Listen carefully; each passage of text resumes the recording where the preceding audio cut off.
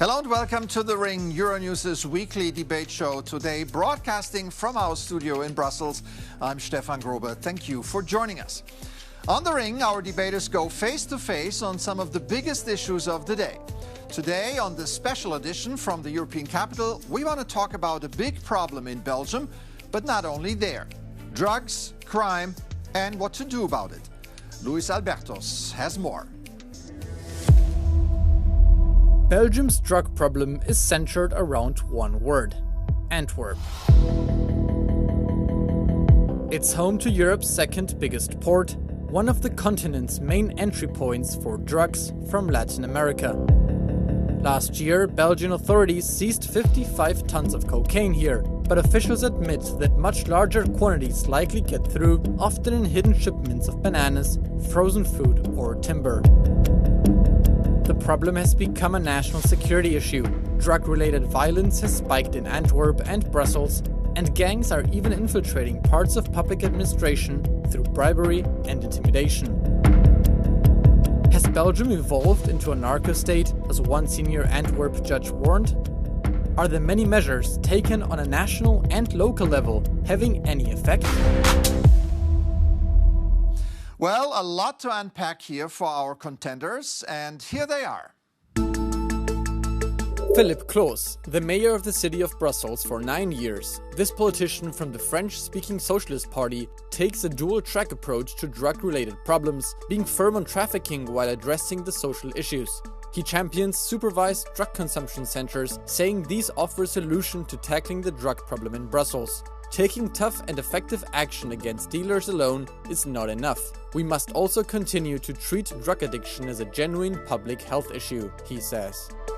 Mathias Vanden Borre, a Brussels Member of Parliament for the Flemish National Party N-VA. He's a former city councillor, primarily responsible for home affairs, including security. According to him, his love for Brussels is great, which is why solving issues like drug trafficking is so close to his heart. He believes breaking the business model of criminal organizations is essential in this fight. By focusing on tracing, freezing, and confiscating criminally acquired assets, we make organized crime less lucrative and dismantle the financial structures, he says.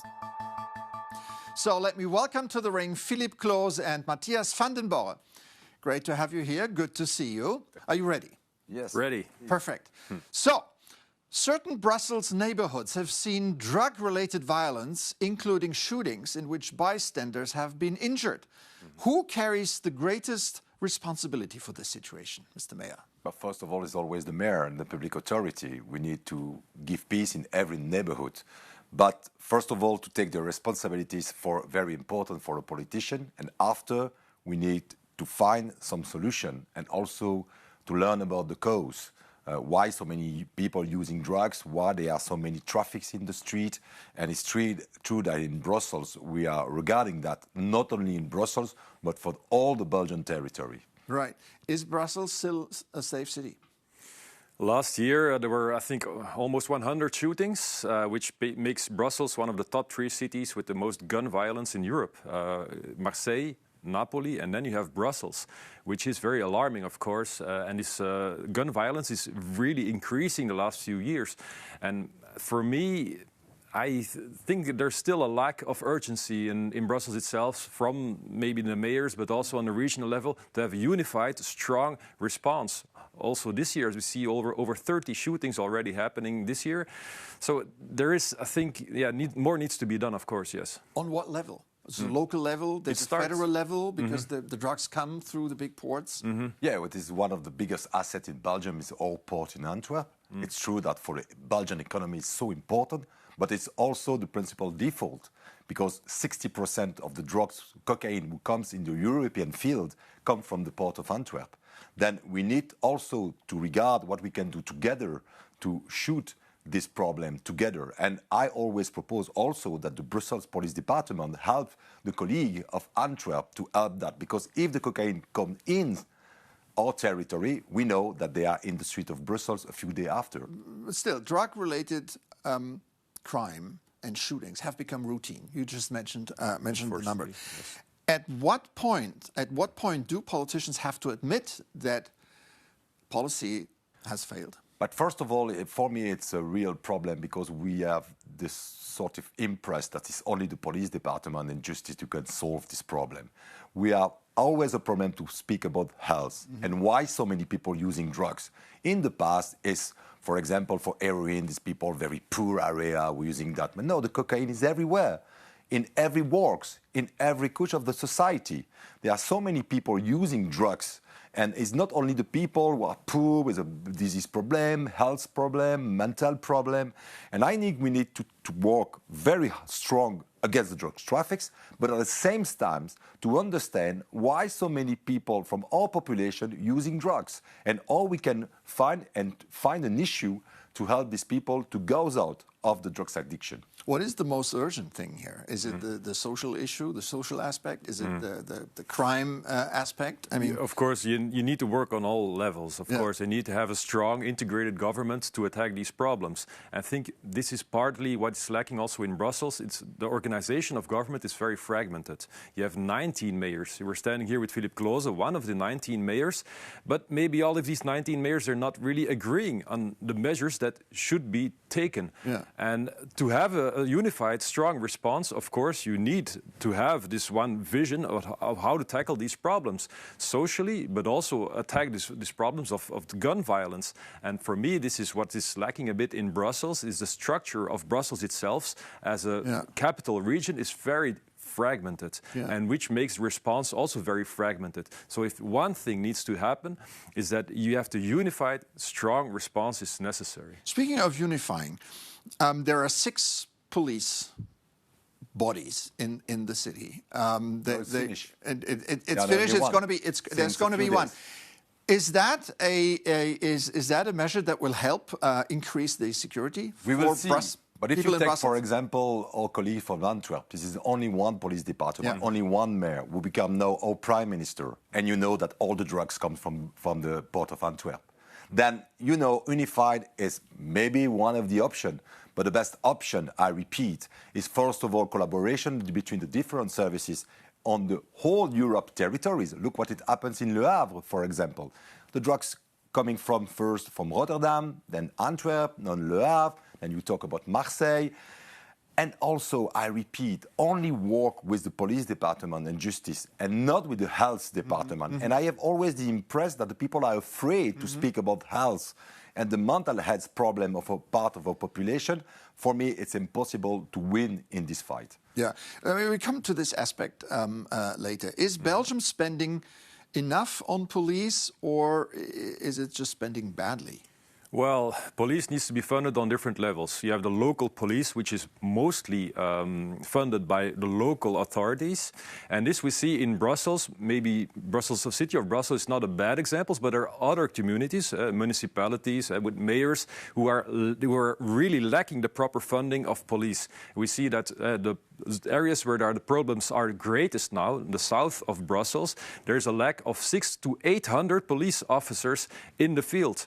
Of course, this is a lack of funding, which firstly needs to be addressed on the local level, and then you need the help, of course, of the federal level as well, with the federal police, the federal investigative police, federal structures, which needs to be reinforced as well. But for me, one of the biggest challenges, of course, is to integrate the police on the Brussels level. Now, this is going to happen. This is reform taking place. But then, of course, you need to adjust the budgets as well. And I think the local level, the regional level, need to invest more in safety issues, safety measurements. I think this needs to be a priority. You know that now, since a few days, we have only one police department for Brussels, with among 7,000 police agents. But around Brussels, just 100 meters at the border of Brussels, there are some police departments of 50 police agents. It's ridiculous. I propose that this police department around Brussels work with us in the same zone, because the border of the city for the drugs traffic, this is nonsense. Of course. And more collaboration, federal level for all the big inquiries, and a local level with more integrated policy department. But I know that in Brussels and Belgium, there are always people resist to work with Brussels. It's very strange, because we are the other assets of this country, Brussels, like I speak about the port of Antwerp. And I'm sure that more we integrate it, more we work together, is better for our population. Mathias, are you resisting working with Brussels? I think it's a bit contradictory. Brussels never really wanted to integrate their own police force, and now they're asking to integrate other police forces. I think the main challenge right now is to do it. I think the main challenge right now is to integrate and have a fully operational police force for the whole of Brussels with unified policies regarding drug trafficking and the gun violence, etc. This is a major challenge right now for Brussels. And I urge the mayor, because he will be head of this police force, to really take up this responsibility and to have a unified response. And then, of course, you need to cooperate also with Bart de Wever. He was also mentioned, our prime minister, because he acknowledges the problem. As the mayor of Antwerp, but also as a prime minister, he's clearly stating that this is almost becoming an existential threat, the gun violence and the drugs trade. And he's really trying to, on a national level, on an international level, putting this higher on the agenda. And in this way, I hope we can cooperate. Okay, quick response. But quick response, I repeat, we need to work also about public health. I repeat, only police department and justice department is not enough. I think in Europe we have a good example is what it happens in Portugal. I have meeting with Antonio Costa, our president of the Council, European Council, to say, okay, how can we also manage this so huge challenge? And I repeat, so many people using drugs and why they're using drugs. And we have also the expertise of a lot of medics, psychologists, all the people who try to help the politics to build another policy about drugs. And it's not a debate about the legalization and all this motto that if you want to talk about health is because you want legalization. You know, I want to find an issue. And also when I speak with the police department, they say, okay, we are police agents, and the justice department does the same. We can fight against drug traffic. But to convince all the people to stop with drugs, it's another question. It is not the police department who have the solution. I need to stop you here. Thank you very much for this first round. I think we're just getting warmed up here, and now it's time for gloves off. In this segment, we want our guests to ask each other questions and challenge each other directly. I'm going to start with Mathias. Do you have a question for the mayor? Many questions. But can you, for example, name one policy which you implemented yourself, which helped the security of our neighborhoods here in Brussels? Yeah, for example, we have a lot of problem of mental disease in Brussels, in the field. And the justice said, okay, these people are drug addicts, but it's not regarding the justice. That we call the EMUT program. We build it with the federal government. And the police department said, we are not psychologists. And the goal is to also say that the police department, that we reinforce against the drugs traffic and the drugs trafficker first, but for the people who are in drugs addiction, there are another solution. And we work with the different hospitals of the city to link police department and health department. It's for me very, very important always to do this sort of cross-board between the different public services. Okay, your question to your opponent? I think, Mathias, you know that collaboration and work together is maybe the only issue. And it's true that I'm a little bit provoked when I say that, okay, we can do a big police department with the border outside of Brussels. But I think that you have a special role, your party, with all this municipality at the border of Brussels to convince them, okay, one police department I know is very difficult, but to integrate a sort of task force together, to work together for the welfare of population. Yes, I think this is on a federal level. There's now projects being formed to unify police zones. And as you know, it's voluntarily. So I think except for Brussels. Except for Brussels, of course, which is implemented. But I think this is the challenges that some communities are facing right now to fill their annual budgets for the police force. And I think this is an exercise that will happen in the next few years. And how exactly, which zones will be unified, I don't know. Of course, this is for the mayors and the local level to decide. But I think this evolution will take place. Yes. Okay. A question for him? Another question maybe is, how do you see the further cooperation with your other mayors? Of course, you're one of the 19 mayors. You also have a minister-president. And how do you see this to better unify, to have a stronger response as a whole with your cooperation with the other mayors and minister-presidents? I think all the mayors are very concerned about that. And the federal law decides that it's the mayor who need to lead the police department. We have, in collaboration with the minister president, where that's a level of the region, there is more to give a sort of help to this new form of police department. But I'm very positive. I'm saying, first of all, is a sort of state of mind. If we want to succeed, I'm very sure that we can do it. And no, okay, that's not the law that we expect. Everybody knows about that. But we respect the law. And now we build this new police department together. And I hope and I'm sure that for the best welfare of the population, that is going to be a success. What makes this topic so relevant and so important that it's not only Brussels, Antwerp, Belgium. This is the major hub because you're close to all the important markets. The Dutch, the Germans, the French around you. What about European cooperation? Yes, I think for the European it's very important, but not only European, it's a world cooperation, because you know that the large part of the cocaine was made in South America, that we need also this contact with South America. But I repeat, war against drugs only with police department, that's not enough. Okay. We need also to share the experience of other countries, I repeat, like Portugal, about the health public department who can help all the drugs addicts. Okay, and now your last question to Mathias. But I think what we need to do with the drugs is also a big conference when we stop with the motto and all the slogans and all the people say, I do that better than you.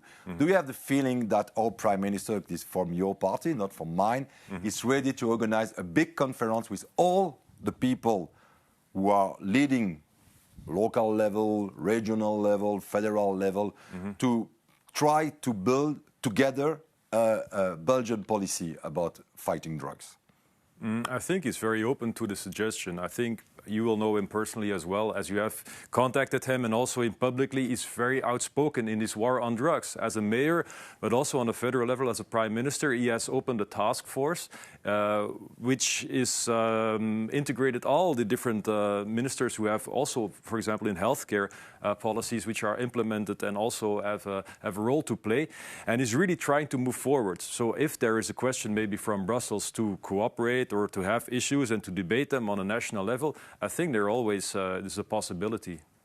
All right. Well, we have heard the views from our guests. Now it's time to introduce a new voice. And I would like to bring in Belgium's Drugs Commissioner Ine van Wiemersch, who spoke about the social aspect of Belgium's drug problem. She said this: "We cannot expect the military in the streets to solve the root causes of this problem. We know that we have to develop an educational policy and poverty policy.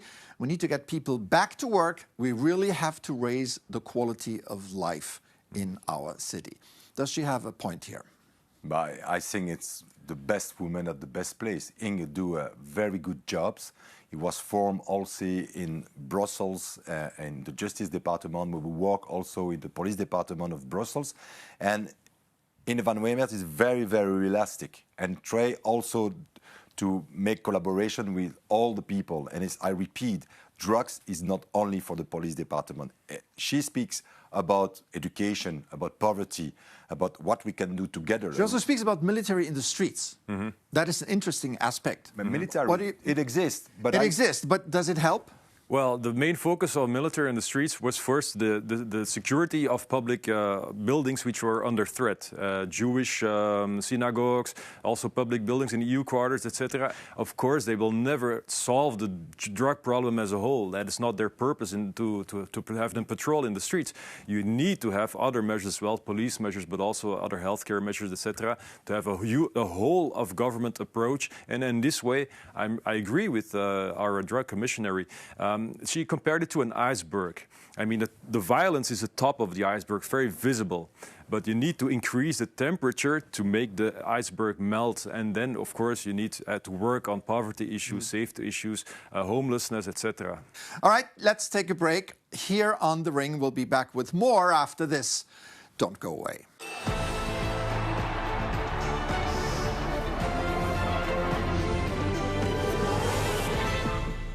Welcome back to this special edition of The Ring, Euronews' weekly debate show. I'm Stefan Grob, and I'm joined by Philippe Close, the mayor of the city of Brussels, and Mathias Vanden Borre from the opposition NVA party.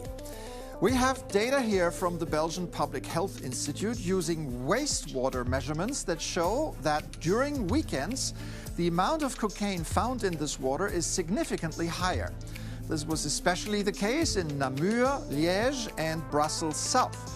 The difference between weekends and weekdays was in some cases as high as 90%, indicating use almost doubled. Matthias, is this a surprise for you? I think the drug use in general and cocaine, it's almost everywhere integrated in our society. But we cannot really normalize it, even though we know that it's readily available.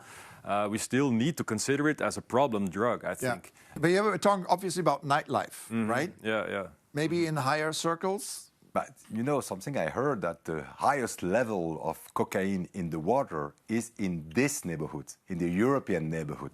It is not only against But this poverty. is dead on weekends here, right? And this is during the week. And in the West water, we learn that because they can also study where, in which part of the city.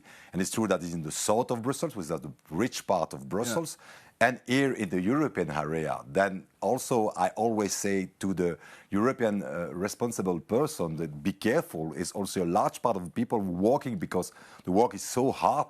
They're using drugs not only to be fun, to go party or something like that, but because they need drugs to work. And that's a real problem for me. More and more people using drugs only because they need the drugs, they need between... Should that type of consumer face harsher penalties? I think you need to responsibilize the drug use as well. I mean, this is part of the integrated approach. I mean, you have to focalize on the gun violence, of course, and the gangs, and you need to attack also the middle and the higher management and to trace the money and all those measures.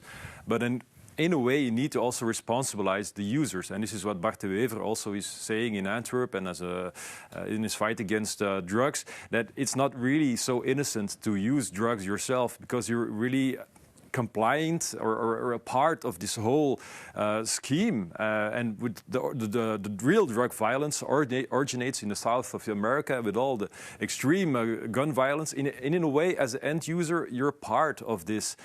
For example, if you compare it to the trade of clothing, when it's really made in an unsanitary way or with child labor, etc., people will say, okay, we won't buy this anymore. But I think you need to say the same about drugs. I mean, you're part of this organized crime in a way. Mm-hmm.